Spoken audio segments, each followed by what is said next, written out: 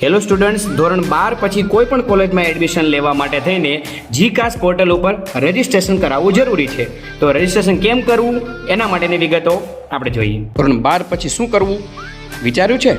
કયા પ્રોગ્રામમાં એડમિશન લેવું, કઈ કોલેજ પસંદ કરવી, જીકાસ સ્ટુડન્ટ ફોર્મ કેવી રીતે ભરવું, આ બધા જ પ્રશ્નો તમને જો મૂંઝવે છે તો હવે ચિંતા કરવાની જરૂર નથી, કારણ કે જીકાસ પોર્ટલ આપના માટે લાવ્યું છે બધી સમસ્યાનો ઉપાય એક જ જગ્યાએ, સરળ, પારદર્શક અને સુવ્યવસ્થિત. ચાલો હવે સ્ટેપ બાય સ્ટેપ સમજીએ કે જીકાસ પોર્ટલ પર રજિસ્ટ્રેશન કેમ કરવું અને ફોર્મ કેવી રીતે ભરવું. સૌથી પહેલાં ગૂગલ પર જઈને જીકાસ એવું સર્ચ કરી એના પહેલાં જ ફોર્મના અંદર ખોલવાનું છે. ક્વિક રજિસ્ટ્રેશનમાં આપણે જવાનું રહેશે. એમની અંદર 12મા ધોરણની માર્કશીટ મુજબ આપણું નામ ને બધી વિગતો આપણે ભરવાની હોય છે. સાચો ઈમેલ આઈડી ને સાચો મોબાઈલ નંબર નાખી અને આપણે જે છે એ આગળ વધવાનું હોય છે. ફોર્મ સબમિટ કર્યા બાદ તમને મોબાઈલ નંબર ઉપર ઈમેલ ઉપર ઓટીપી મળશે, જે સાચવીને રાખવાનું છે, જે દાખલ કરીને રજિસ્ટ્રેશન આપણે પૂર્ણ કરી શકશું. યાદ રાખો, મોબાઈલ અને ઈમેલ પોતાના જ આપવા, જેથી પ્રવેશને લગતી તમામ માહિતી સમયસર આપણે મળતી રહે.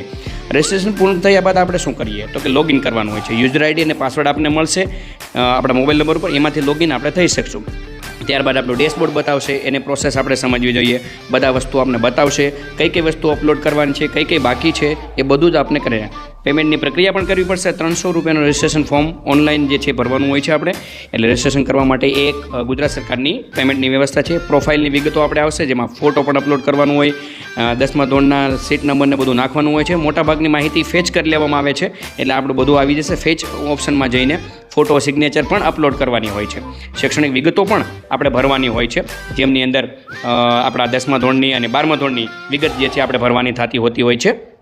આ ઉપરાંત એમની અંદર એમના ડોક્યુમેન્ટ પણ અપલોડ કરવાના થતા હોય છે. મોટાભાગની માહિતી તમે સીટ નંબર નાખશો આપણે એટલે ફેચ કરવામાં આવશે. ત્યાર પછી કોર્સ માટે કોલેજની પસંદગી કરવાની રહેશે, જેમની અંદર આપણે કયો કોર્સ પસંદ કર્યો છે એના ઉપરથી કઈ કઈ કોલેજ કઈ જગ્યાએ કયા જિલ્લામાં આપણે જોવા મળે છે એ બધી વિગતો પણ આપણને જોવા મળે છે.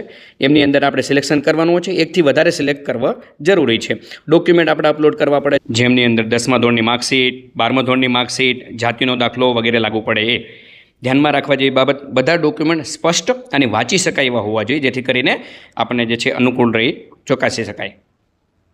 સબમિટ કરવાનું છે ફોર્મ છે એટલે ફાઇનલ થઈ જશે. ત્યારબાદ આપણે રાઉન્ડ 12 પડશે તો આપણે જે છે એ કોલેજમાં કઈ કોલેજમાં મળેલું છે એના માટે કોલ લેટર ડાઉનલોડ કરી શકાશે.